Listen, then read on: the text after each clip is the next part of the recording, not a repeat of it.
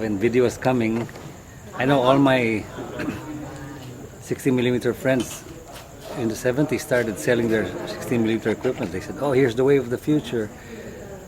And some of them regretted it.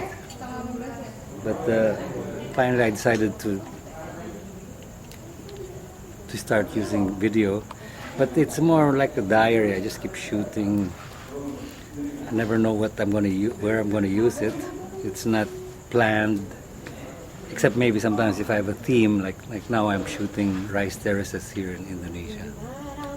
And shooting spontaneously with film is a luxury that nobody can afford anymore. No. So I think a lot of younger people without the resources that Hollywood can afford, are very grateful for these developments in technology. I think it's good that you have video. Video has democratized filmmaking a lot.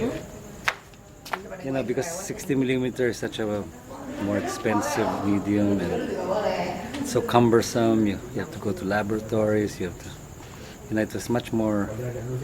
You were dependent on a whole army of technicians. Now with the laptop, well, of course you're dependent on Macintosh and everything, but at least once you have that, the camera and the laptop, you can tell your story, which is the most important thing. Yeah? And one of the things about the video technology is that it's made the traditional channels of distribution like theaters and home video, well, they're YouTube. Disappearing. Yeah. YouTube is replacing it. Definitely. And it's good because, you know, I think one of the most important things that a filmmaker is, after doing his product, is to show it to people. And if you're again tied to this whole machinery, the distribution system, and, you know, the mafia. Yes. And they only want to show surefire films that will make box office hits, which makes them a very exclusive club. Right. But with video, it has democratized the whole system, and I think that's good. You know, the let 1,000 flowers bloom. Yes. Okay, that's what's happening. So the medium's really been democratized. The artists own the means of production now instead of the studio executives and the people with the money. Right. And even, I guess because, like, you know, when I finished my film, okay, my next task was, how can I get a cold audience, okay?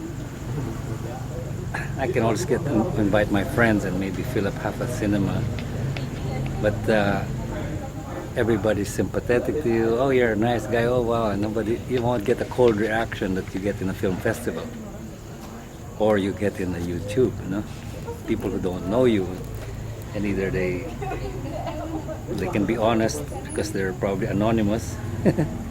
So then you get at least a real feedback to your work. No? I think that's what most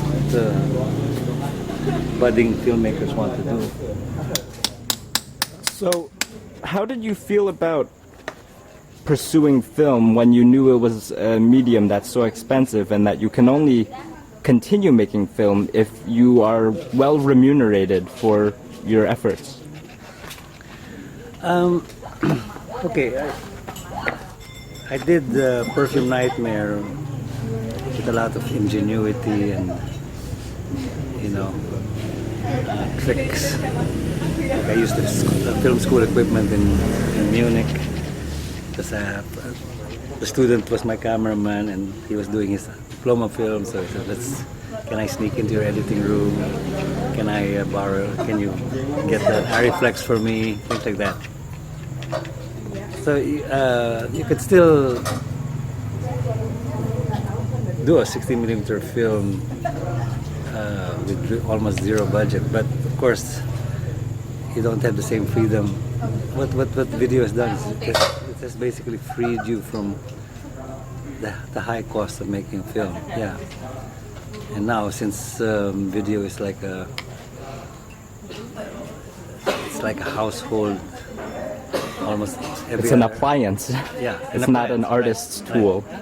So because if you don't have your own, you can at least borrow one from a neighbor or from an uncle, or Right. and then shoot it and then just return it and borrow somebody's laptop or pirate the Final Cut Pro. Yes. Well, thank you very much. I will allow you to continue with your project, Yeah. and we will see you Later. soon again. Thank Okay. you.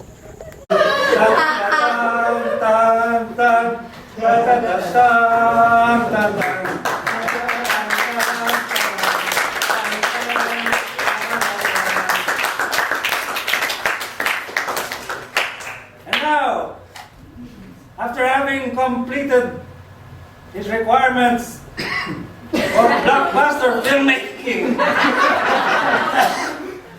the University of Hollywood confers his doctorate, PhD in blockbuster filmmaking to Kidlat Tahimik.